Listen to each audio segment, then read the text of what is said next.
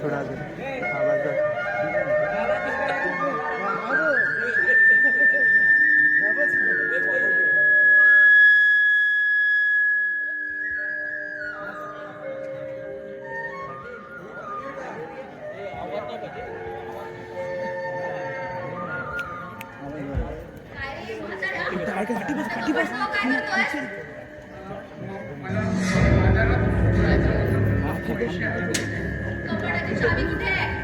पाठीपासून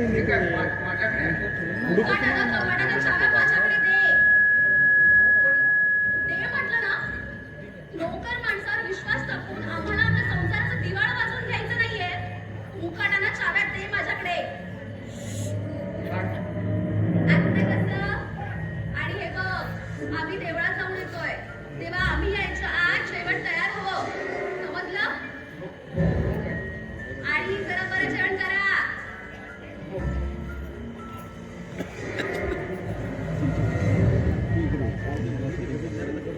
shooting करायचं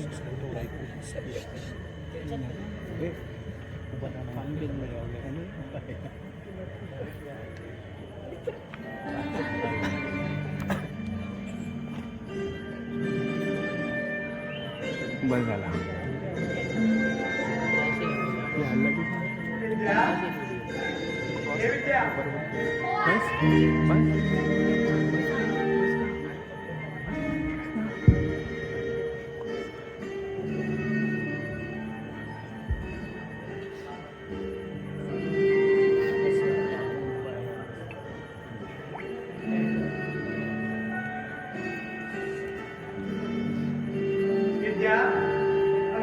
झाली की नाही तुझी तयारी?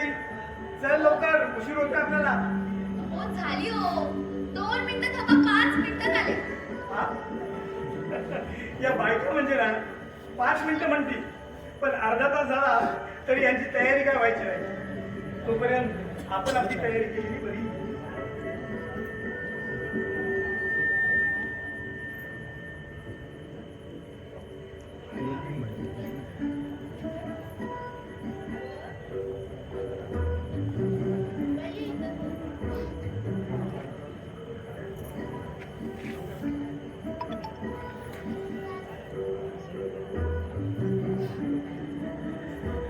विद्या, ए विद्या, अरे झालं की नाही तुझं?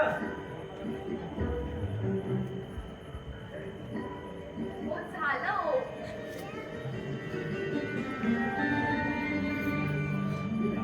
चला. वाव, सुंदर, ब्युटिफुल, मावलंच. पुरे देवळात जायचंय ना?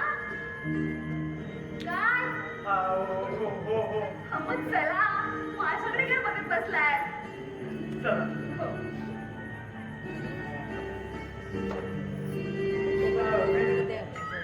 अरे आता होती ना माझी बायको, गेली कुठं? विद्या, हे विद्या, आले हो.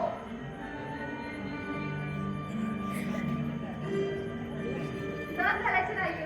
आता कशी दिसते मी? सांगू कशी दिसते?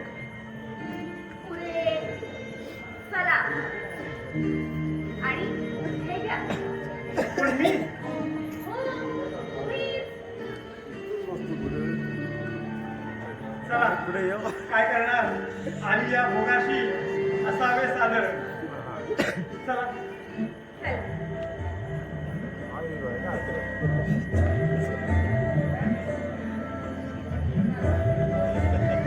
खाली बसून व्हिडिओ करायला वर नाही उभा राहून. कोण आहे तो? आवाज नको. सरळ बसून व्हिडिओ करायचा. मारेल मारेल आवाज करता. तुम्ही बघायला व्हिडिओ कसा आतमध्ये स्टेजवर जाऊन व्हिडिओ करतो. बंद केलाय ना? मोबाईल चालतो आता. हां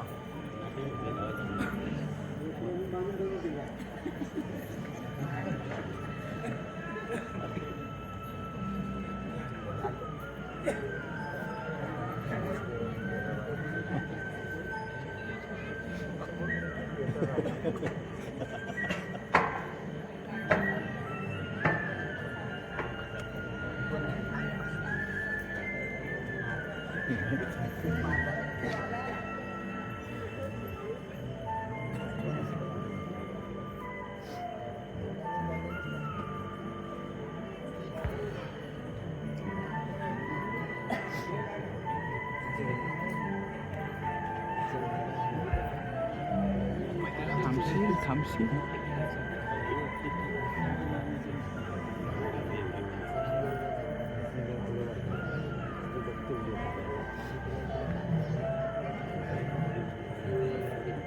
तात्या, एकेकाळी जीवाचा शेवट करायला निघालेल्या या रघुला जीवदान देऊन तुम्ही आपल्या घरात घेऊन आला.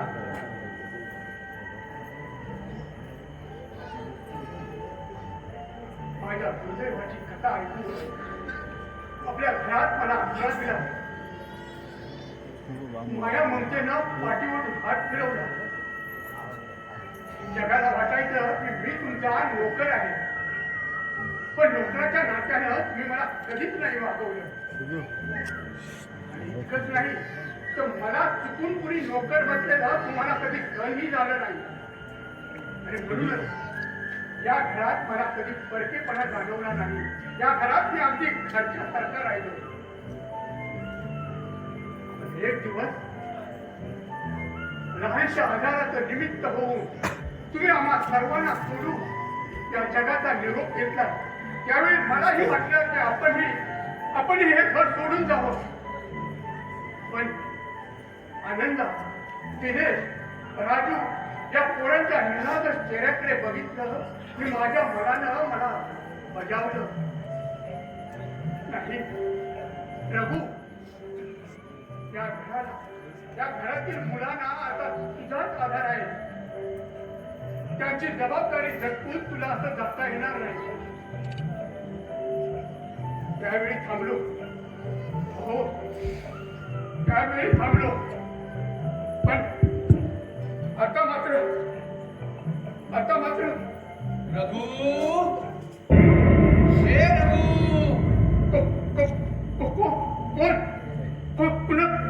कुणी हात मारली मला? कुणाचा आवाज आहे हा? अरे वेड्या, माझा आवाज ओळखला नाहीस? इतक्या लवकर विसरलास की काय तुझ्या तात्याला? कोण? तात्या, तात्या, तात्या, तुम्ही बोलता माझ्याशी? तात्या. होय रघु, अरे मीच बोलतोय तुझा तात्या. शरीराने जरी मी या जगात नसलो तरी माझा आत्मा इथंच घुटमळतोय तुमच्या अवतीभवती. प्रभू, आज तुला उदास झालेला बघून. उदास नाही, नाही तात्या, तसं काय नाही. प्रभू, अरे माणूस जगाला फसवू शकतो पण स्वतःच्या मनाला नाही फसवू शकत. मला माहिती आहे, या घरातून कायमचा निघून जाण्याचा विचार तुझ्या मनामध्ये आलाय. अरे पण आजपर्यंत ज्यांना तू बापाच्या छायेची आणि आईच्या मायेची उणीव भासू दिली नाहीस, त्या पोरक्या पोरांना सोडून तू निघून जाणार, आणि ते सुद्धा कायमचा. अरे मग रघु, तू मला दिलेल्या वचनाला आणि तुझ्या कर्तव्याला विसरणार? नाही, नाही तात्या,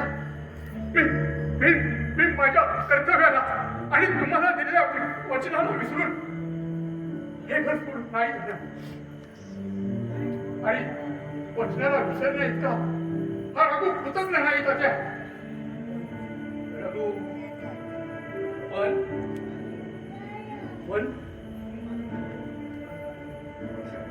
काय रघु? रघु, तू जरी बोलून दाखवला नसलास तरी तुझं दुःख जाणतो मी.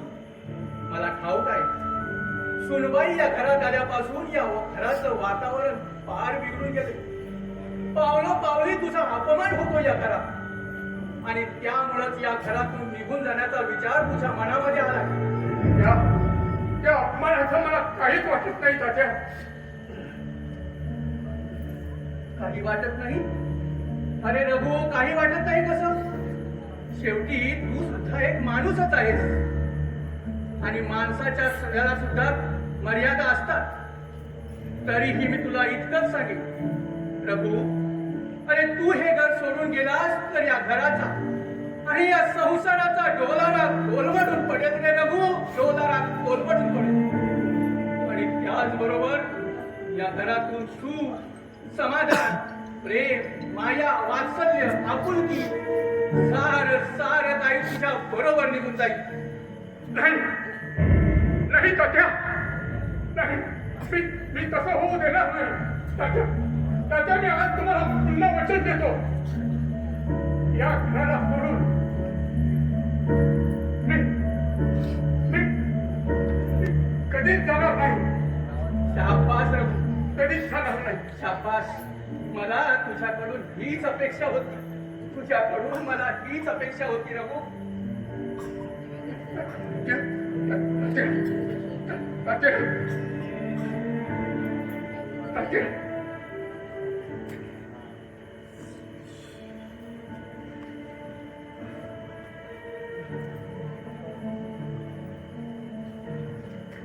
गुड मॉर्निंग रघु काका. रघु काका,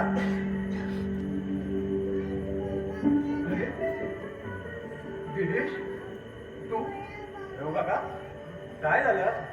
असा उदास का दिसतोयस? उदास नाही रे, तसं काही नाही. मग तब्येत बरी नाही का तुझी? तब्येतीला काय झालंय माझ्या? चांगली ठणठणीत आहे तब्येत माझी. मग असा उदास का दिसतोयस? तसं काही नाही, तसं काही नाही. हे बघ, मला बाजारात जायचं होतं, मला पैसे हवे होते, पण पैसे आहेत कपाटात आणि कपाटाच्या चाव्या सुनबाईकडे. आणि सुनबाई घरात नसून फिरायला गेले असत ना? हो. अरे हो काय, पण कपड्याच्या चाव्या तू वहिनीकडे का दिल्यास? आज सकाळी सुनबाईनं माझ्याकडून चाव्या घेतल्या आणि सुनबाई म्हणाली, काय काय म्हणाली वहिनी? बोलत का नाहीस तू? काय म्हणाली वहिनी? सुनबाई म्हणाले की जाऊ दे, उगाच घरात वाद नको. नाही रघु काका, मला समजत पाहिजे वहिनी काय म्हणाली ते सांग. सुनबाई म्हणाले, नोकर माणसावर विश्वास ठेवून आम्हाला आमच्या संसाराचा जिव्हाळा वाचवून घ्यायचा नाही. काय वहिनी तुला असं म्हणाली? आणि तू ते मुकाटपणे ऐकून घेतलंस? अरे आम्हाला कोणाला का नाही सांगितलंस? बघ, ती या घरची मालकी नाही. मालकीन काना मागून आली आणि तिकड झाली.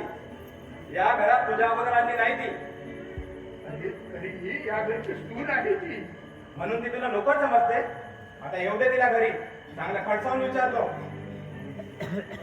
बघ, म्हणूनच तुला मी काही सांगत नव्हतो. दिनेश, तू तिला काही विचारू नको, तू तिला काहीही बोलू नको. हे बघ, मला ही माझी पायरी ओळखूनच वागायला हवं ना. चुप, म्हणजे पायरीवर पण वागायला हवा. आणि ज्या रघु काकाने उभं आयुष्य या घरात ठरवलं, आम्हा मुलांना अंगा खांद्यावर खेळवलं, आमच्यासाठी या घरासाठी आपलं आयुष्य चंदनाप्रमाणे शिजवलं, त्या रघु काकावर कोणी अविश्वास दाखवला असेल, त्याला कोणी नोकर समजत असेल, तर ते मी कधीही सहन करणार नाही. हाय दिनेश. अरे विनोद, तू ये ये ये, बस ना. तू पण बस. बस बस बस. अरे विनोद, तू अचानक इथं कसा काय? हो, म्हणजे अचानकच. अरे कॉलेज सोडल्यानंतर पहिल्यांदा भेटतोय ना आपण. हो, आमचे तात्या हे जग सोडून गेले आणि मला कॉलेज अर्धवटच सोडावं लागलं. अरे पण त्यानंतर तुझ्या बाबतीत काही कळत नाही. हो, अरे माझं कॉलेजचं शिक्षण पूर्ण झालं, नंतर सरकारी खात्यात नोकरी मिळाली, ती पण मुंबई. अरे वा. पण असं सरकारी कामानिमित्त असं मला गावोगावी जावं लागतं. आता सुद्धा या गावात फक्त सरकारी कामानिमित्त आले.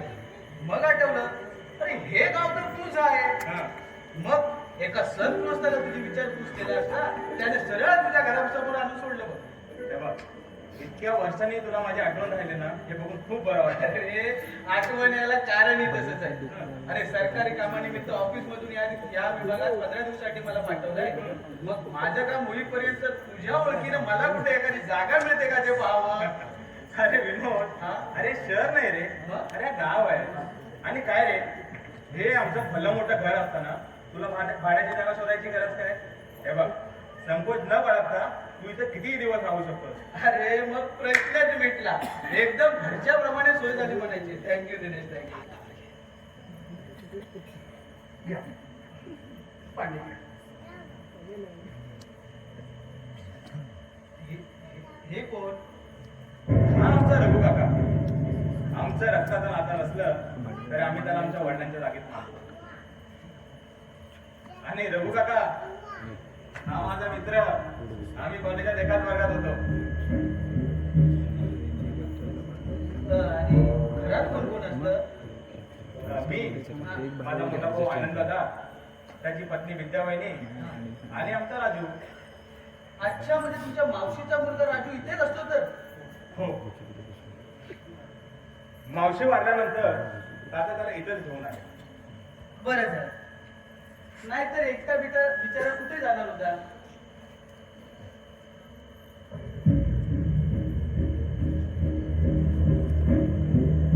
पण यांना यापूर्वी कुठेतरी पाहिल्यासारखं वाटतं. मला हा हा. मला कुठं बघणार तुम्ही? अरे विनोद, बरोबर आहे आमचं. अरे गेली 20-25 वर्ष रघु काका या गावच्या बाहेर गेल्याचं मला तरी आठवत नाही. मग तू त्याला कुठं आणि कसं बघणार? कुठं बघितलंय? कुठं बघितलं तर आत्ता आठवत नाही. आठवलं तर सांगेल. चल. अहो, एक सारख्या चेहऱ्याची अनेक माणसं असतात त्या जगात. त्यांना पाहून कधी कधी आपलीच पद्धत होते. हो, तसंही होऊ शकतं. बरं दिनेश, मी आता निघू? आणि निघतो काय, राहिला माझा 15 दिवस. आणि तुझी कपड्यांची बॅग कुठे आहे? अरे तहसीलदार कचेरीत माझा मित्र काम करतो. हा. त्याच्या इथं बॅग ठेवून तुला भेटायला आलो. आता बॅग घेऊन येतो. चल मी निघतो आता. अरे चहा तरी घेऊन जा रघु काका. हो हो.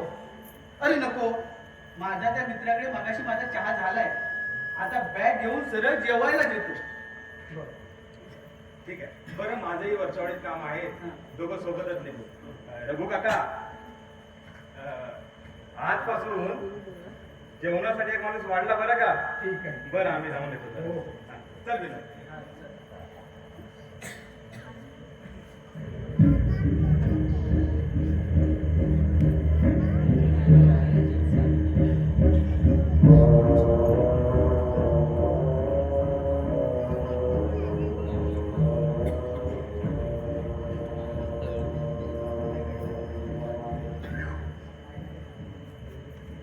मला कुठंतरी पाहिल्यासारखं आहे असं वाटतं का? मला कुठंतरी पाहिल्यासारखं आहे असं म्हणाला तुम्हाला. मला कुठं पाहणार? तर या घरात गेल्यापूर्वी माझ्या आयुष्यातील साऱ्या आठवणी काल प्रवाहाबरोबर वाहून गेल्या. आठवण ठेवावी अशी एकही गोष्ट माझ्या आयुष्यात शिल्लक नाही. ना रक्ताची माणसं, ना रक्ताची नाती. पण या घरातल्या माणसानं, मायेनं जोडलेली माणसाने मला देव समजून माझी पूजा बांधली. पूजा बांधली.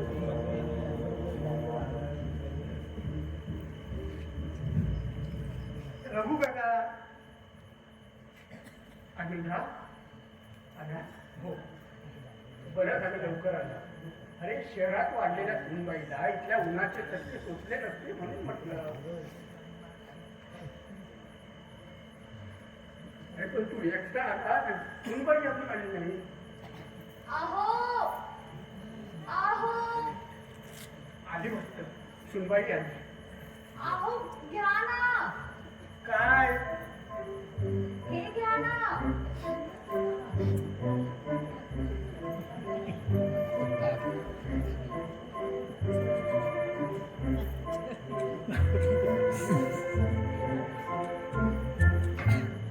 अहो घ्या ना. आता घे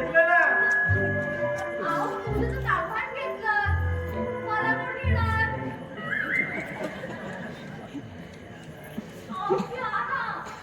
आलो.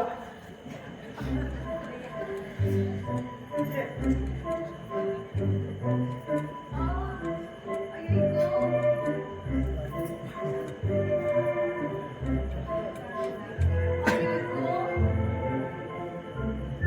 किती थकायला झालं. चालून चालून घामाच्या धारा सुटल्या होत्या नुसत्या.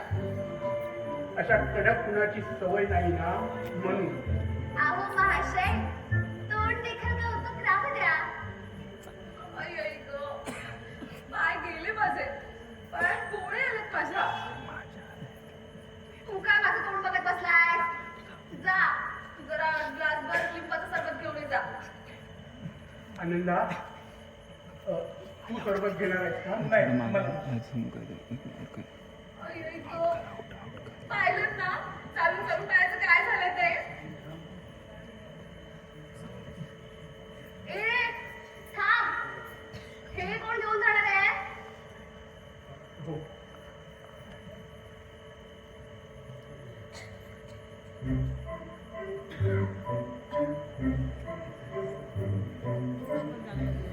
आई आई गं. अगं 15-20 मिनिटं तर चाललो आपण. काय? हा म्हणजे 15-20 मिनिटं चाललो आपण म्हणजे काय काय मस्करी आहे की काय? अगं पण आमच्या ही गावातली गुरांच्या मागे फिरणारी पोरं दिवसभर चालत असतात. असं मग गुरं राखणारी एखादी मुलगी बघून लग्न करायचं होतं. माझ्या पाठीमागं आलात. ते चुकलंच माझं. काय म्हणाला?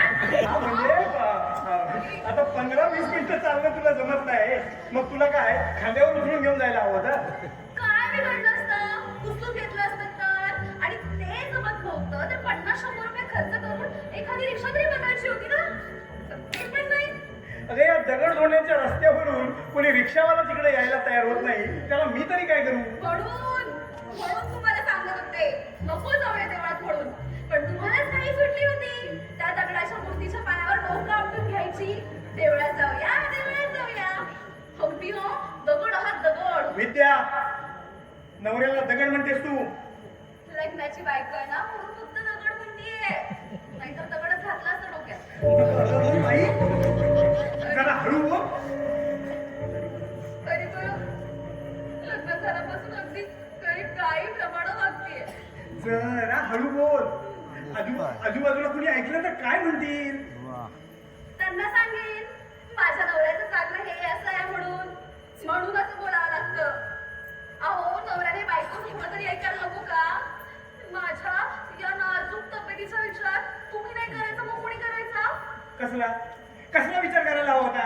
आता देवळात जाताना तुला काय पालखीतून घेऊन जायला हवं होतं?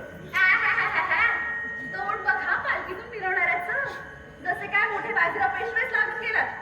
अहो जेव्हा मोठ्या नदीला पूर आला होता ना तेव्हा बाजीराव पेशवे नदी पार करून त्या मस्तानीला भेटायला गेले होते. एवढं प्रेम होतं त्यांचं तिच्यावर. तुम्ही आई आई गो, मेले मी. पाय गेले माझे, पायात गोळे आले माझ्या. आई आई गो. अहो माझं तिकडे तोंड करून काय बघताय?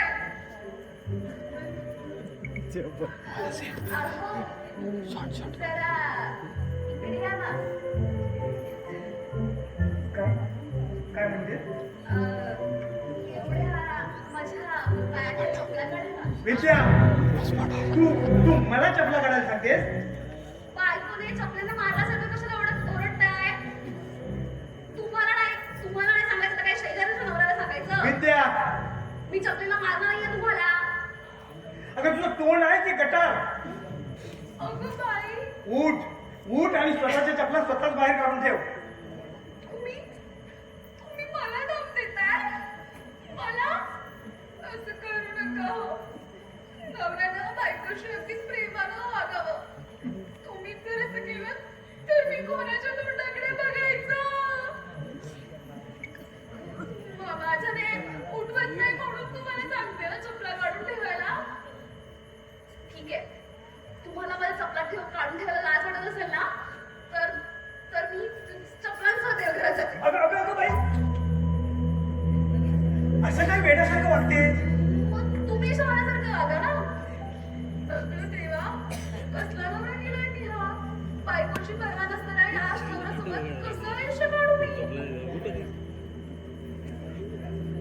विद्या, अगं जरा विचार कर. तुझ्या चपला काढताना इथून कुठे कुणी बघितलं तर काय म्हणतील लोक मला? तुम्ही तुमच्या बायकोच्या चपला काढला तर त्यांच्या बाबाची नावं कापली जाणार की काय? आणि मी फक्त चपला काढून ठेवा इतकंच सांगितलंय. त्यावर हळद कुंकू लावून त्याची पूजा करा असं नाही सांगितलं. अगं तुझं तोंड आहे ते कटार, काय बोलतेस तू हे? अगं बाई, तुम्हाला माझं आता तोंड कटार पण वाटायला लागलंय. शरीर ते बाईचं वाटतंय ना की म्हशीचं वाटतंय? अरे देवा, लग्नापूर्वी बरं मी नको म्हटलं तरी अंगाशी काय करायला यायचं. ए बाई, आता जरा गप्प बस. आपण कुठल्या हॉटेलात नाही आहोत, माझ्या घरात आहोत. आणि तुला नसली तरी मला लाज अब्रू आहे. आपल्याच घरात आपल्या बायकोच्या चपला काढायला कसली आली होला? आता तुम्ही माझा चपला काढताय की मी जाऊ चपलांचं देऊ? थांब, बस. काढतो. काय करणार? तुझ्यावर प्रेम करून लग्न करण्याचा गाडव मला केलाच आहे. आता जास्त बोलत बसू नका. काढा माझं चपला.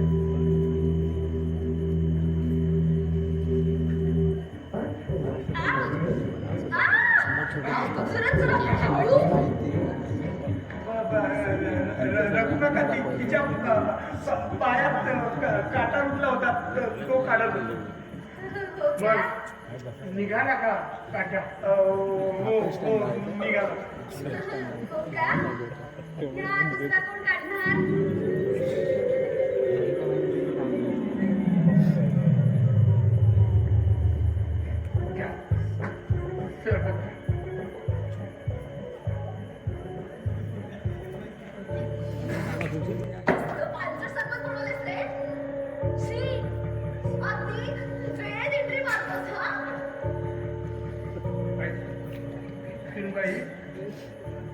काट्या कुट्यातून जपून पावलं टाकावी. हो का? काय हो? या नोकर माणसासमोर इतकं धडधडीत खोटं बोलायला या नोकर माणसाची तुम्हाला भीती आहे की काय? विद्या, सुनबाई, ए तुझं हे असलं वागणं. चुपा, आमच्या नवरा बायकोच्या भांडणात कुणामध्ये नाक घुसायची गरज नाहीये. विद्या, कुणाला म्हणतेस तू हे? तुमच्या या रघु काकाशिवाय आहे का कोणी दुसरं इथे? नाही ना? मग आणि तुमचा नाकाला मिरच्या सोडण्या इतकं काही वाईट नाही बोलले हो तुमचा रघु काकाला. काही लोकांना ना घाण सवयच असते. नवरा बायको बोलत असताना मध्ये मध्ये नाक घुसायची.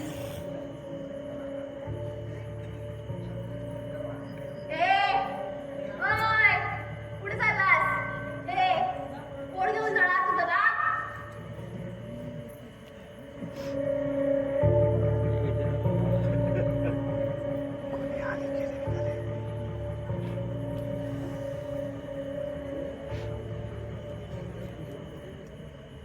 विद्या, अगं रघु काकाचं काय चुकलं म्हणून तू त्याला ओरडतेस? त्याने तर तुझ्यासाठी लिंबू सरबत बनवून आणला होता. नाही गं बाई, तुमच्या रघु काकाचं काही चुकलेलं नाही. चुकलंय ते माझंच. लग्न करून शहरातून इथे या गावात आलीये. काय तुमचं गाव, काय तिथली माणसं, बोलण्याची वागण्याची एकालाही शिस्त नाही. आणि एक नंबरची ती उशिरा रोजी वागून येणारी गाढवं नावाची नाविष्टपती. विद्या, तू तुझ्या सासरच्या माणसाला गाडवात जमा करते.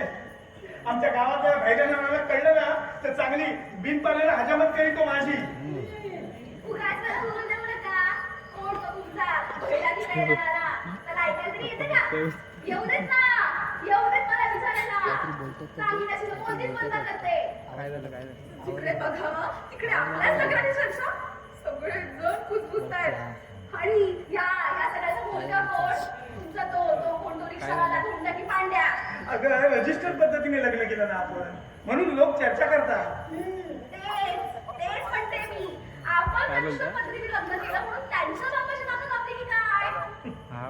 कोणाची हिंमत असेल ना तर त्याने माझ्या तोंडावर येऊन बोलावं. तुम्ही मला पळून नाही घेतली आहे. रजिस्टर पद्धतीने का होईना लग्न करून आणलं ते करा. तू उगाच अर्थाचा अनर्थ करून बोलते. इथे राहण्यातच मला काही अर्थ वाटत नाही. आपण मुंबईला जाऊया ना. मला या वयसला अंडी वातावरण राहणं मला नाही जमायचं. विद्या, अरे काय बोलतो? इथली माणसं ओबडधोबड असली, त्यांच्या वागण्यात बोलण्यात फॅशन नसली, करतो. तरी माणुसकीचा धर्म जपणारी माणसं आहे तिथली. म्हणजे माझ्यात तेवढी माणुसकी नाही असत ना? असं मी म्हटलेलं नाहीये. तसं म्हटलं ना तरी मला काही फरक पडत नाही. आता येताना रस्त्यात किती पिकलेल्या केसांची म्हातारी भेटली. तिचा तो विस्कटलेला केसांचा अवतार बघून पांढऱ्या केसांचं एखादं अस्वल थांबलं तर पळून आलं की काय असं वाटायला अगं अगं अगं बाई, अगं अगं अस्वल काय म्हणते? माझी चुलत आजी होती ती. तिला अस्वल म्हटलेलं कळलं ना तर चांगल्या झिंजा उठेल ती तुझ्या. मूर्खाचं धिरडी. अरे भर रस्त्यात तिने तुझा किस घेतला. अगं अगं अगं बाई, अगं किस काय म्हणते? अगं माझी आजी आहे ग बाई ती. तिनं प्रेमाने माझा मुका घेतला. तुझा काय किंवा किस काय संबंध ओठांशी देतो ना. आता बाई हात जोडले तुझ्या पुढे. आज जा आणि जरा कामाचं बघ काहीतरी. का? माझ्या बोलण्याचा कंटाळा आला की काय? लग्नापूर्वी बरं लाडात येऊन अगदी बोलायचा. विद्या, तुला बघितलं ना की माझी कामात खूप कुठल्या कुठे पळून जाते. अगं त्यावेळी तुझ्या रूपानं इतकी भुरळ घातली होती मला की ताणभूत हरपून अगदी तुझ्याच मागं होतो. पण आता वाटतंय झक मारली आणि लग्न केलं. लग्न झाल्यावर जगातील सगळ्या पुरुषांना असंच वाटतं. पण लग्नापूर्वी लग्न कधी होतं याची घाई सुटलेली असते. तुझी वागणूक बघून लाज वाटते मला, लाज. बिचारा रघु काका थकलेल्या हाडाने घरातली सगळी कामं करतोय आणि तू आईच्या नाकापासून गिळते असत ना. नीट पकड. एवढ्या जर असं बोलू लागला तर इतर लोक माझ्या किटकाला पूजा करणार आहेत. बोला बोला, काय वाटतं ते बोला. सगळं सहन करायला हवं. आईचा विरोध पकडून तुम्ही लग्न केलंय ना? सगळं सहन करायला हवं. अगं माझी आई रडू नकोस.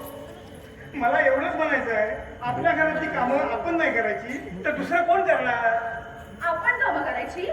मग त्या थेरड्या रघु काकाला इथे कशाला ठेवून घ्यायचं आहे? ऐकतं गिळायला. विद्या, एक लक्षात ठेव, रघु काका या घरचा नोकर नाहीये. आम्हाला तो आमच्या वडिलांच्या जागेवर आहे. म्हणजे बायकोपेक्षा त्या दीड जातीच्या नोकर माणसाची तुम्हाला किंमत अधिक वाटते होय? विद्या, मग लग्न तरी कशाला केलं? तो गाडोबाच झाला मला. केलात ना काढोपणा? मग आता काढोप्रमाणे आता न म्हणता मी काय सांगते ना ते ऐका आणि लक्षात ठेवा. कोणासमोर मान झुकवायची मला सवय नाहीये. हा माझा संसार आहे. इथं माझ्या मर्जीप्रमाणे वागणार मी. उगाच त्या नोकर माणसाला डोक्यावर बसून त्याच्या मर्जीप्रमाणे वागायला मी माझ्या अंगात कुठे घाण ठेवलेली नाहीये. विद्या, काय म्हणायचंय तुला? रघु काकाला म्हणावं आपल्याला नोकर माणसाची अजिबात गरज नाही. तेव्हा त्याने त्याची सोय दुसरीकडे बघावी. नाही, रघु काका या घरातून कुठेही जाणार नाही. मग मी जाते. मी इथून गेली ना की त्या खेरड्याचे पाय धुते पाणी तीर्थ म्हणून द्या. माझी काही हरकत नाही. या आला अगदी वेळेत एंट्री मारता. हा काय रे खेरड्या, दरवाजा मागून आमचं बोलणं चोरून ऐकवलं वाटतं. विद्या, तुमच्या कपाळाची शिर उठली असेल ना तर मी जाते. हो बाजूला. भांडणात की काय लोक? अरे तू असा काय बसलेला? चला, जेवण तयार आहे. दोघांनी जेवून घ्या. बंद कर. माझी जेवणावर इच्छा नाही. अरे संसारात नवरा बायकोची भांडणं ही व्हायची, तर त्याचा राग जेवणावर काढू नये. चल, जेवून घ्या. माझ्यावरच्या रागामुळे उपोषण करून महात्मा बनायचा विचार असेल ना तर अशा उपोषणाला सूत्र सुद्धा दिसेल नाही. विद्या, आवाज कमी कर साईडून. हे अरे, आठवीच्या खेळात राहायच्या नवरा बायकोसारखे दोघे जण भांडताय का? आमच्या या भांडणाला तू कारणीभूत आहेस. मी? हो तूच. विद्या, शांत.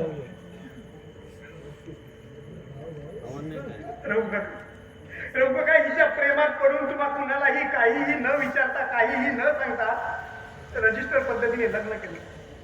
वाटलं होतं पत्नीच्या रूपानं लक्ष्मी घरात येईल, घराच्या सुखा समाधानात भर पडेल.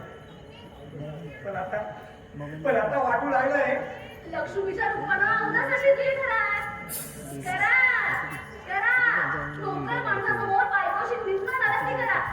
पण असं ना तुम्हा तुमच्यावर मग भीक मागायची पाळी आहे. विद्या मारा ना मारा. थांबलात का? सुनबाई अगं तू तरी ए, तू चूप हा. आपणच आग लावायची आणि आपणच विरवायची. चाललं कसं म्हणजे सगळे. विद्या पुन्हा असं काय रघु काकाबद्दल बोलशील तर याद राख.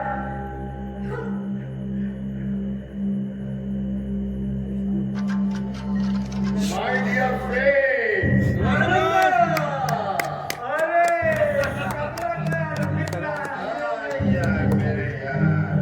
अरे किती दिवसांनी ये.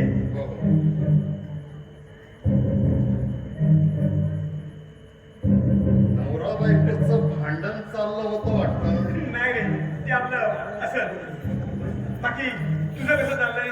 म्हणजे सध्या पुण्यात असतोस ना रे? नाही रे, 17 उलाढाली करणारी माणसं आहे. कायम एका ठिकाणी कधीच नसतं. कधी पुण्याला तर कधी गोव्याला, कधी मुंबईला तर कधी दुबईला. अशी धावपळ असते माझी. आता हे बघ, परवाच रात्री गोव्यावरून जेव्हा मला कळलं की तू लग्न करून गावी आलायस, म्हणून मुद्दाम भेटायला आलं तुला. आता लग्नाचं आमंत्रण द्यायला तू विसरलास असलास तर मी का आपली मैत्री विसरलो नाही. अरे रजिस्टर पद्धतीने लग्न केलं ना, म्हणून नाही कुणाला निमंत्रण दिलं. काही हरकत नाही. आता बघ, आंब्याचा सीझन आहे, 2 महिने गावातच आहे, तेव्हा भेट होईलच. नक्की नक्की नक्की. बरं बाकी तुझं कसं चाललंय? म्हणजे लग्न वगैरे केलंस की नाही? नाही रे, काय म्हणतो? खरं सांगायचं ना, लग्न करावंसं वाटतच नाही. का रे? काही प्रेमभंग वगैरे झाला की काय तुला? आता खरं सांगायचं म्हणतोस तर तू म्हणतोस अगदी तसंच घडलंय. एका मुलीवर जीवापाड प्रेम होतं. पण सालीनं दगा दिला. तेव्हापासून प्रेम लग्न या गोष्टीवरचा विश्वासच उडाला. त्यामुळं लग्न करायला मन धजावतच नाही. आनंदा, आपण ठरवलंय, फुलाचा सुगंध घ्यायचा असेल तर पैसा फेकून सुगंध मिळवायचा. काय आनंदा, पैसा म्हणजे या कलियुगातला देव आहे देव.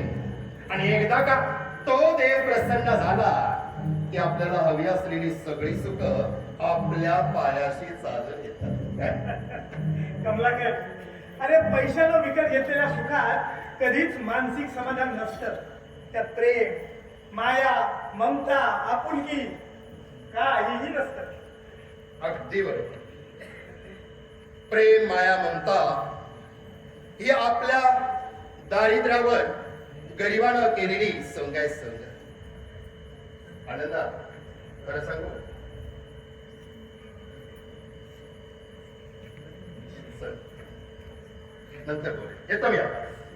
अरे थांब, चहा तरी घेऊन जा. हे, चहा वगैरे काही नको. एक दिवशी वहिनीच्या हातचं जेवायलाच येईल. ते ठीक आहे. थांब, तुझी ओळख तरी करून दे. बरं. विद्या, ए विद्या, काय? अगं जरा बाहेर आहे बघू. काय झालं? अगं तुझी ओळख करून देतो. हा माझा मित्र कमलाकर.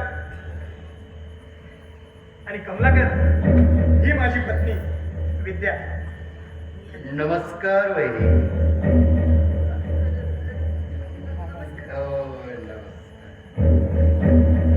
एक मिनिट, वहिनीला कुठेतरी पाहिल्यासारखं वाटतंय. कुठं बरं पाहिलं असेल? हा, आठवलं. मुंबईला माझ्या काकांचं फुलाचं दुकान ज्या बिल्डिंगच्या तळमजल्यावर आहे त्याच बिल्डिंगच्या वरच्या मजल्यावर या जायच्या खरं ना हा आता यांची आणि माझी प्रत्यक्ष ओळख नाही हा त्या ठिकाणी मी यांना पाहिलो एवढं वहिनी साहेब मी सुद्धा या गावचा कसा काय वाटला आमचा गाव नाही म्हणजे आवडला ना आवडला तरी शहरातल्या मुलींना खेडेगावात राहायला आवडत नाही म्हणून आपला सहज विचारलं अरे हिला सुद्धा या गावात राहायला नाही आवडत सारखं आपलं मुंबईला जाऊया चालू असतं पण काय करणार वहिनी मुंबईला जायच्या आधी एक दिवस या आमच्या घरी आमचा पाहुणचार यायला अरे जोड्यानं या म्हणतोय मी आणि वहिनी वहिनी गेल्या वाटत असं बरं मी निघतो आता हो बरं आनंद तुझी रजा किती दिवस आहे अजून रजा कायमचीच अरे कायमची म्हणजे अरे एका प्रायव्हेट कंपनीत हेड ऑफ द डिपार्टमेंटच्या हुद्द्यावर नोकरीला होतो बरं मग पण तिथल्या कामगारांनी युनियन केली आणि त्या युनियनने पगार वाढीसाठी संप केला मग काय या सगळ्या प्रकरणाला कंटाळून त्या मालकानं कंपनीच बंद केली तेव्हापासून बेरोजगारच आहे आय एम रिअली सॉरी उगाच मी तुझं मन दुखावलं पण आनंदा मैत्रीच्या नात्यानं आपुलकीनं सांगतो आता सुद्धा कुठे नवीन संसार सुरू झालाय आणि नवीन संसार म्हटल्यानंतर पत्नीच्या हौस जपताना तिच्या आवडीनिवडी पुरवताना आर्थिक अडचणी येतात आता तशीच काय आर्थिक अडचण आली तर संकोच न करता हक्कानं सांग तुझा मित्र नक्कीच तुला मदत करेल अरे एवढे आपुलकीनं बोलला त्यातच आलं सगळं थँक्यू मित्रा थँक्यू हे थँक्यू काय हे बघ आनंदा आपल्या मैत्रीमध्ये नो थँक्यू नो सॉरी चल गट येतो येईन अजून हो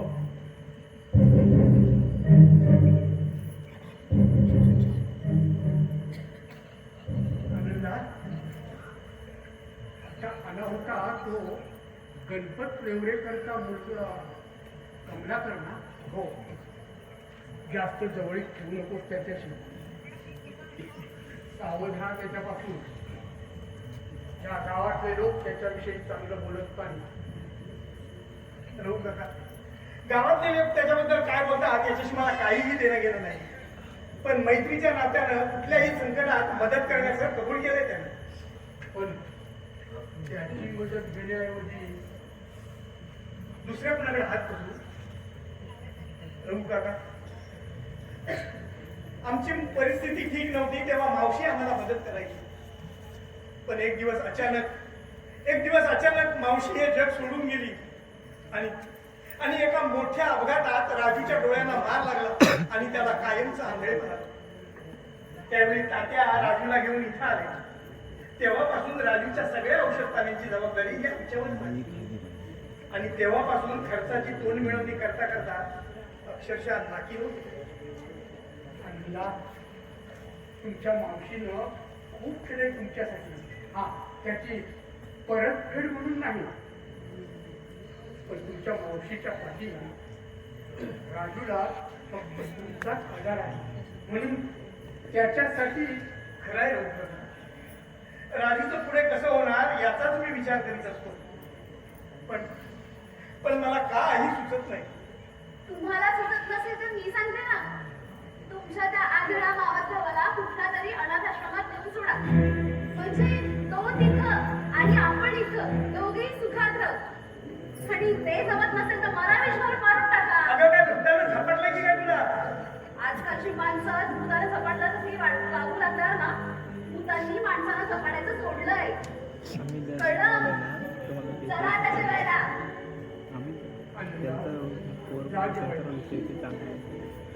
चला म्हणते ना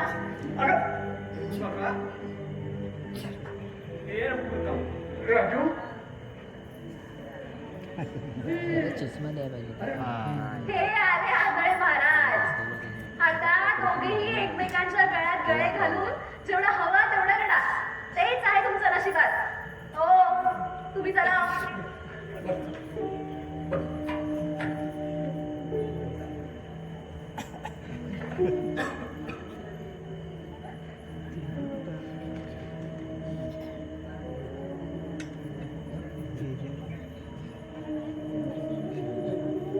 राजू बेटा अरे कशाला आला बाहेर? तू कशाला बाहेर आला? तू सांगत नाही रात्रभर तुझी तब्येत बरी नव्हती, तुला ताप होता, तुला खोकला लागला होता, नीट झोपही लागली नाही. अरे आराम करायचा होता नुसता. रघु काका, एका जागेवर बसून कंटाळ येतो रे. आधीच मी आंधळा आणि त्यात हे माझे आजारपण. माझे मावस भाऊ खूप पैसे खर्च करतात रे माझ्यासाठी. त्याची काय तू करू नको. तुझ्या आईने खूप केलंय या घरासाठी. त्याची परतफेड करून घ्यायची इच्छा नाही माझी, पण दुर्दैवाने माझ्यावर तशी वेळ आली. माझे मावस भाऊ खूप करतात रे माझ्यासाठी, खूप करतात. पण वहिनी, तिच्या बोलण्याकडे लक्ष देऊ नकोस तू. लक्ष देऊन तरी काय करणार. पण दादा, त्याचं लग्न झालं आणि त्याच्या स्वभावात किती बदल झाले पाहतोस ना तू. अलीकडे कामाशिवाय माझ्याशी बोलत सुद्धा नाही आणि बहिणी त्याला माझ्याशी बोलू सुद्धा देत नाही. राजू बेटा, अरे आनंदाचं आता लग्न झालं आहे. तो फक्त आपलाच नाही, त्याच्या बायकोला सुद्धा आहे ना. रघु काका, त्याची बायको आमची बोलीत नाही का रे? पण तिचं वागणं, तिचं बोलणं. रघु काका, मी आंधळा आहे, बहिरा नाही.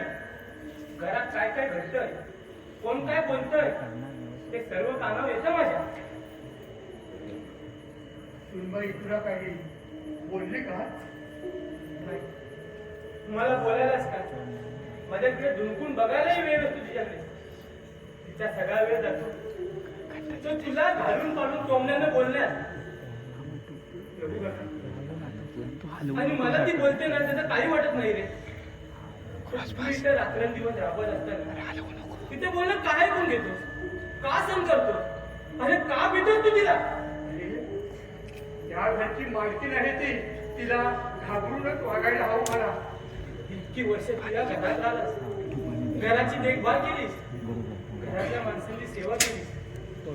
रघु काका, तुझा या घरावरती काहीच अधिकार नाही का रे? अधिकार माझा कसला आहे अधिकार?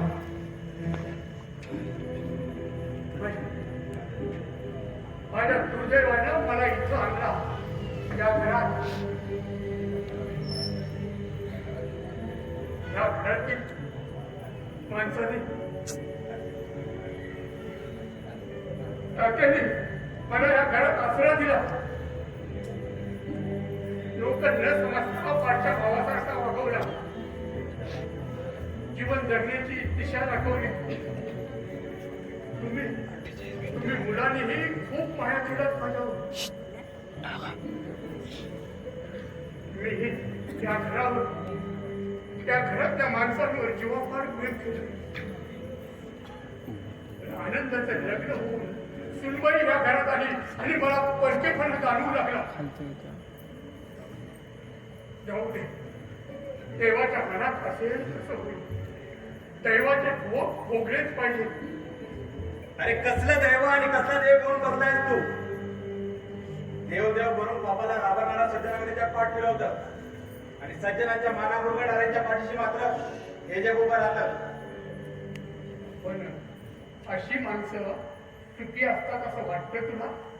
ते मला माहित नाही.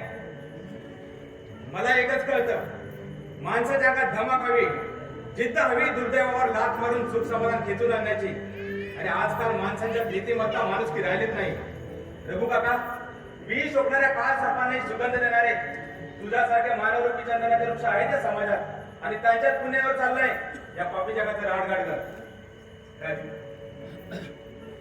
तुला पटतंय ना माझं बोलणं? मला पटलं आणि न पटलं तरी त्याचा काय उपयोग आहे? मी असा आणि तुमच्या आधारावर जगणारा. राजू, तुला कितीदा बजावून सांगितलं अरे तू उगीच वाईट वाटून नको जाऊ. अरे तुला पुन्हा दिसू लागावं म्हणून प्रयत्न करतोय ना. माझ्या प्रयत्नांना अपयश आलं तर या जगात देवच नाही असं समजेल मी. तू नको काळजी करू, सगळं काही ठीक होईल. रघु काका राजूला बाहेर नको आहे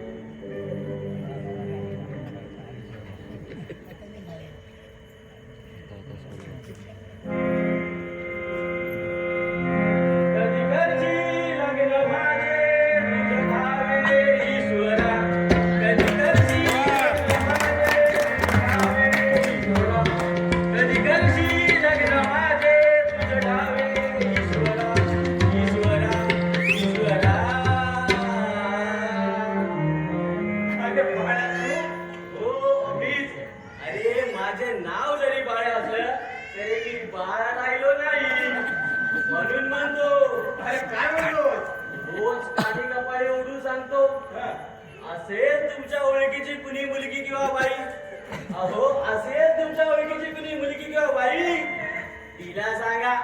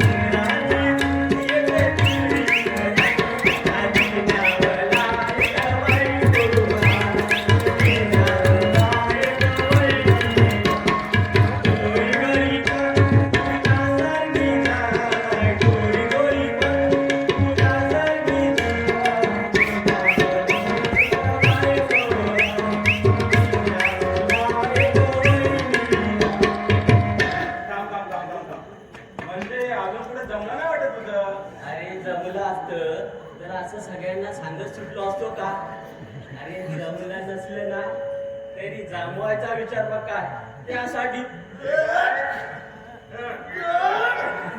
जोरदार प्रयत्न करतोय. जमवायचे जोरदार प्रयत्न कर. प्रयत्न वाळूचे कण्याला गडीता तेल ही गळे. तेल कसलं काढतोस? अरे शेवटी मरताना पाणी पाजायचं ते खावं ना म्हणून लग्न करायचं असतं. पण ही आजकालची पोरं ना बायकोच्या नादानं आई बाबाला पाण्या वाचून तडपडून मारायला लावतात. तरी सुद्धा तुला लग्न करायचं आहे.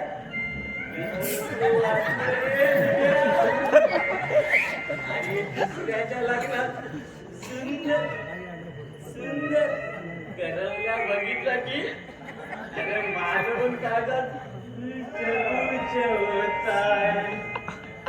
आजपर्यंत पिकलेले आंबे बघून एका माग मागे एका माग मागे अरे प्रेमाचे दगड मारले पण प्रेमाचा दगड आंब्याला लागलाच नाही.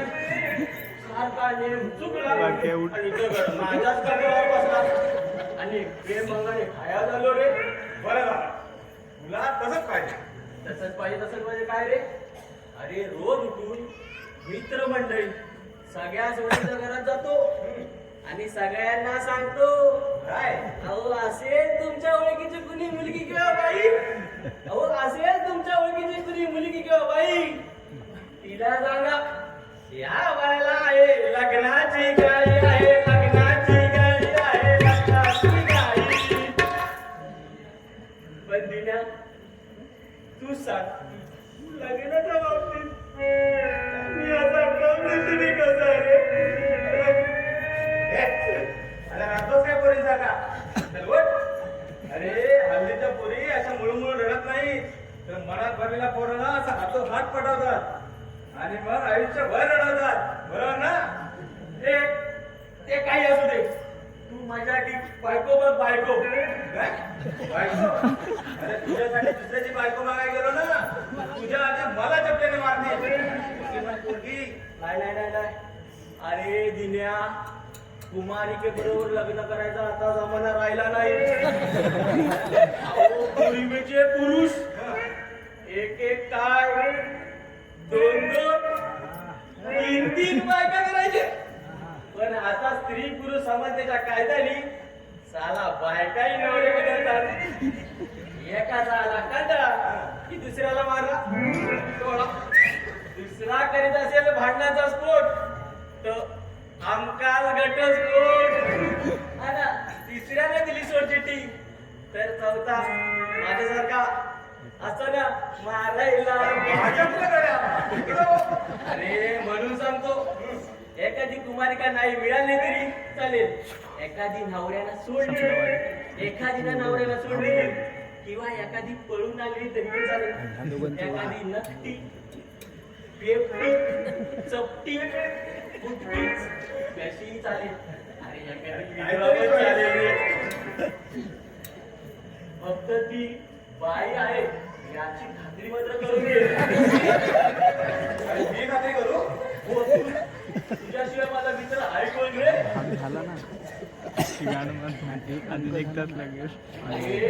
हल्ली कपड्यांच्या आणि केसांच्या फॅशनमुळे बाई कोण आणि बुवा कोण हेही ओळखण्याकडे जातं. अरे ह्या पूर्वीच्या बायका नेसायच्या नऊवारी लुगडं आणि आताच्या ह्या छोट्या छोट्या पोरी एवढं कपडं घालून कंबर आणि पोट तेवढं लुगडं. अरे 6 महिन्यापूर्वी मी असाच प्रेमात पडलो होतो, लग्नही करायचं नक्कीच झालं होतं. मग माझी कुठे शिंकते? माझी नाही रे, माझ्या त्या प्रियशीचं ना मला गुपित कळलं, गुपित. काय लफडं बिफडं होतं की काय? अरे लफडं करायला तिच्याजवळ काहीच नव्हतं. अरे मी तिच्या प्रेमात पडलो होतो ना, तो बाई नव्हता, तो होता. कसं काढणार सांग? अरे मी तिच्याकडे लग्नाचा विषय काढला ना, तेव्हा ती म्हणाली लग्न करायला ना बाई लागते. बाई नाही, ती हाय. हे बाबा, झालं ते झालं, तू माझं काय करतो ते सांग. रे, आता बायको काय करतो रे? एवढी कशी काय झाली तुला लग्नाची? अरे बाबा, मी माझ्या लग्नाची घाई नाही केली ना, तर माझे बाबा माझं लग्न व्हायच्या अगोदर मला आई घेऊन येतील. आई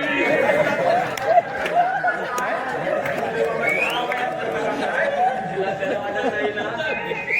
अरे या तरण्याचं झालंय कोळसं आणि म्हाताऱ्याला आलंय बाळसं. असं झालंय माझ्या बाबांचं.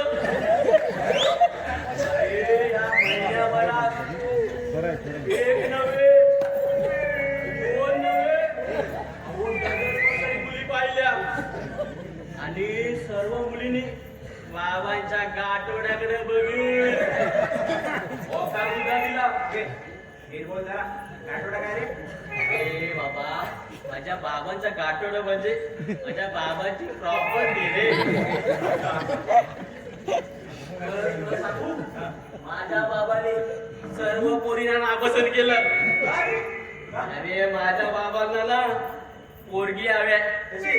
कवळ्या वयाची, बाल बांधायची, 36, 24, 36, नाकी डोळी छान, रंग गोरा गोरा पान. म्हणजे कशी रे? सांगतो, नाकी डोळी छान, रंग गोरा गोरा पान, नाकी डोळी छान,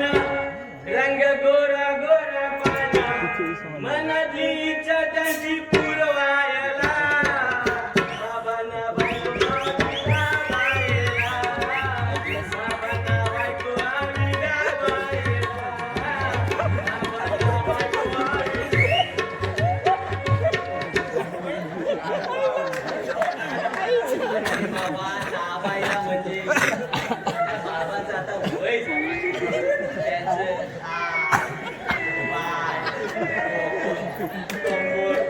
दुखती नावायला म्हणजे चेपून द्यायला रे त्यांच्या मुलाचा आलोच नाकी डोळे छान रंग गोरा गोरा पान नाकी डोळी छान रंग गोरा गोरा पान मनाची इच्छा त्यांची पुरवायला बाबांना बघावी फिरवायला बाबांना बघावी फिरवायला बाबांना बघावी गावायला माझ्या बाबांचं जाऊ दे तू माझं काय करतो ते सांग हे बघ, तुझ्या योग्य एखादी मुलगी भेटते की तिच्या आई वडिलांना भेटतो आणि तुला सांगतो तोपर्यंत घबरा. हो बाबा ठीक आहे पण तू पाहिलेली मुलगी बाई आहे याची पुन्हा गाजरी करून घे हा म्हणजे बरं झालं चल आता येतो मी दादासाहेब अहो तुम्हाला ही विनंती करतो कसली अहो असेल तुमच्या ओळखीची कुणी मुलगी किंवा बाई अहो असेल तुमच्या ओळखीची कुणी मुलगी किंवा बाई तिला सांगा या बाळाला आहे लग्नाची घाई आहे लग्नाची घाई आहे लग्नाची घाई आहे लग्नाची घाई चला आता येतो मी या कधी लग्न माझे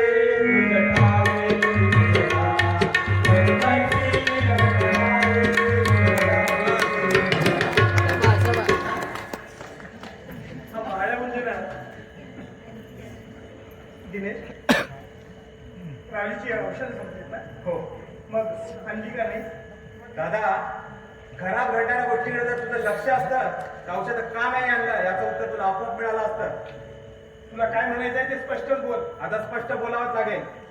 दादा पैसे कपाटात असतात आणि कपाटाच्या चाव्या वहिनी रघु काकाकडून स्वतःकडे घेतले. काय हो मग कशी आणणार औषधं एवढंच नाही तर कपाटाच्या चाव्या नोकर माणसाच्या हाती देऊन आणि नोकर माणसावर विश्वास ठेवून मला माझ्या संसाराचा दिवाळ वाचवायचा नाही असं देखील म्हणाले वहिनी रघु काकाला. काय असं म्हणाले विचार रघु काकाला. हो दादा रघु काकाचा आपल्या घराशी काय नातं आहे ते वेळीच समजावून सांग बहिणीला.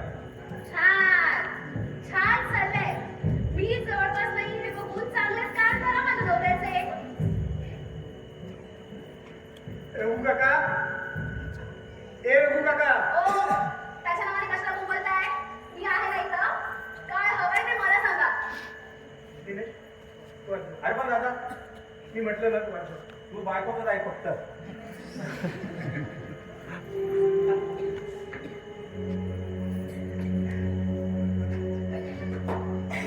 विद्या, तू रघु काकाकडून कपाटाच्या चाव्या मागून घेतल्या हो घेतला बाबा मग काय झालं त्यावेळी तू त्याला काय बोलली काय बोलले इतकं काही वाईट नाही बोलले हो शिवाय दिला तुमच्या रघु काकाला नोकर माणसावर विश्वास ठेवून आम्हाला आमच्या संसाराचा दिवाळा वाजवून घ्यायचा रघु काकाला नोकर समजते तुम्ही या करता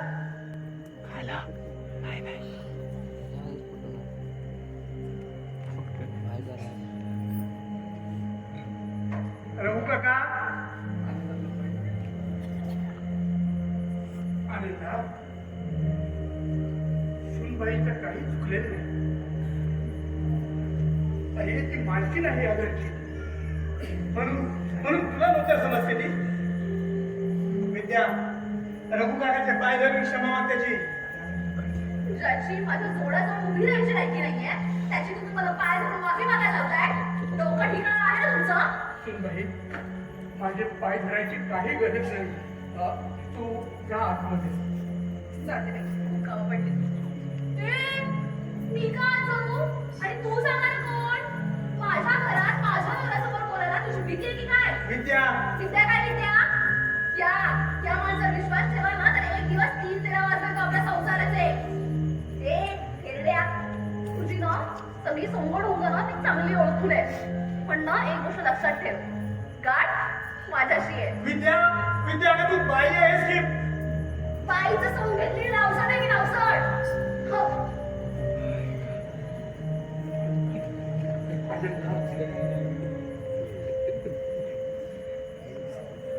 अरे अशानं शब्दानं शब्दावर वाढतो आणि घरात कोणता कलह निर्माण होतो. म्हणून विद्याच्या बोलण्याकडे दुर्लक्ष करून मी गप्प बसू नाही डॉक्टर. मला वाटतंय माझंच काहीतरी चुकतंय. अरे तुझंच काही कशावरून चुकतंय. माझंही काहीतरी चुकत असेल. सुनबाई नवीन आहे या घरात. तिचं काही चुकतंय असं मी नाही म्हणणार. अरे माझ्यासारख्या बारक्या माणसावर तिने का विश्वास ठेवावा. खरं आहे म्हणणं तुझं रघु काका. विश्वास ठेवायला माणूसही त्या लायकीचा हवा. आमच्या रघु काकाची लायकी करणारा तू कोण? तू ओळखतोस रघु काकाला? मी दिनेशचाच मित्र. त्याच्याच आग्रहा खातर मी इथे राहायला आलो. नाही ते ठीक आहे, पण आता तुम्ही जे रघु काकाबद्दल बोललात ते खरं का खोटं ते रघु काकाच्या तोंडून नाही का? रघु काकांना आजवर या घरात राहून सत्य लपवण्यात यश मिळवलं असलं तरी नियतीच्या उतऱ्यातलं सत्य केव्हा ना केव्हा बाहेर पडतंच. तुम्ही माझ्याबद्दल बोलता. हो, थोड्या वेळापूर्वी मी इथं आलो होतो तेव्हा तुम्हाला म्हटलं होतं ना की तुम्हाला कुठेतरी पाहिल्यासारखं वाटतं, पण आत्ता आठवत नाही. ते आत्ता आठवलंय. काय काय आठवलंय? या रघु काकाचं पूर्वायुष्य, त्याची खरी ओळख ऐकून तुम्हाला आश्चर्याचा धक्का बसेल. इतकी वर्ष संभावितपणे वावरणारा हा रघु काका एक खुणी माणूस आहे. खुणी. खबरदार नाही, खबरदार. आमच्या रघु काकाला खुनी म्हणाल तर कुणाचा कुणाचा खून केलाय त्यानं? हे मला विचारण्यापेक्षा सत्य काय तर रघु काकाच्या तोंडून नाही का?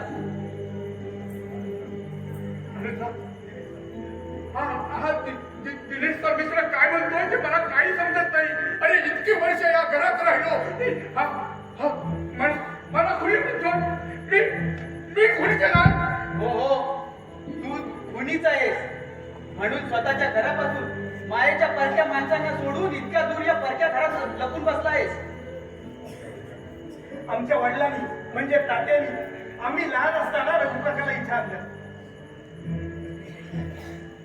या जगात रघु काकाचं दुसरं कोणीच नाही आणि म्हणून तो या घरात अगदी आपलेपणानं राहिला आणि या घरचाच होऊन गेला.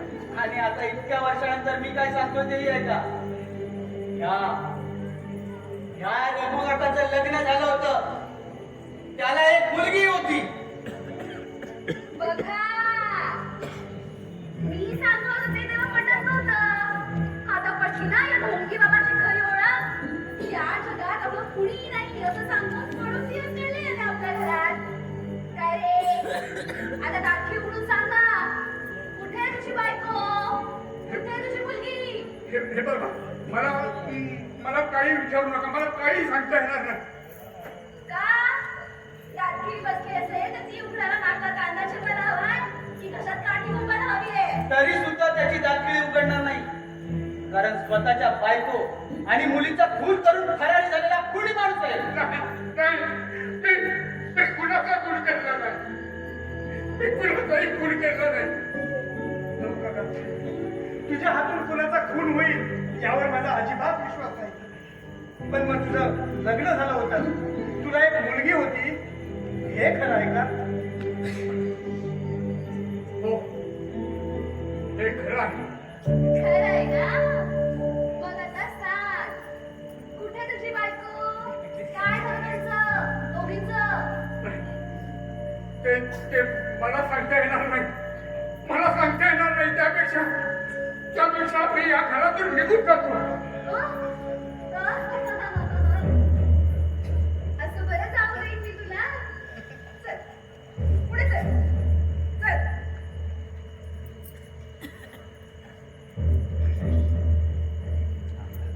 तुझ्यासारख्या खुणाला कुणाच्या गळ्यात फाटक्या चपलांचा हात घालू आणि नंतर गाढवावरून भिंत काढू आणि मगच पोलिसांच्या ताब्यात देऊ. तुझ्यासारख्या खुणाला वाहिनी, कोण कोणी?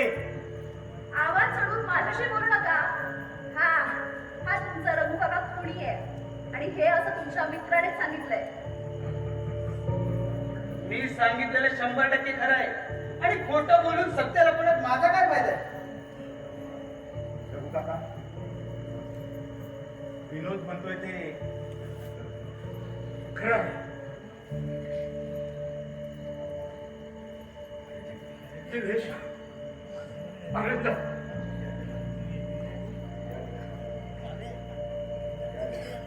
या जगात माझं कुणीही नाही असं सांगून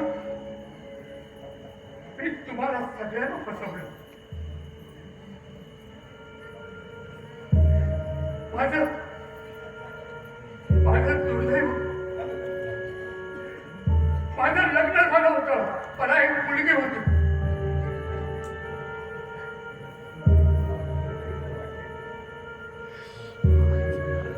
सुनबाई, तुला वाटतंय ते खरं आहे. मी माझ्या बायकोचा आणि मुलीचा कुणी आहे, कुणी आहे. या घरच्या मालकाने तात्याने माझ्यावर विश्वास ठेवला, या घरात मला आसरा दिला, पण मी मात्र विश्वासघात केला, विश्वासघात केला. अरे आता तरी या कुणी माणसाला घरातून बाहेर काढा, गाडूवरून थिंड करा, त्याची साऱ्या जगाला समजू दे की या घरात राहणारा हा ढोंगी मामा, ढोंगी रंगकर्ता कुणी आहे, कुणी आहे. हो हो, कुणी आहे. रघु काका भानावर आहे. अरे काय बडबडतोस तू हे? तुझी ना सगळी सोंगण उंगरा मी चांगलीच ओळखून आहे. बघा बघा कशी नाटकं करतोय तो. सगळे फसतील ना तुझ्या नाटकाला, पण मी नाही फसायची. ठेव बस, नंतर द्या पण बरोबर आहे तुझं. आज सगळ्यांना फसवलं, मी तात्याला फसवलं, मी आनंदाला फसवलं,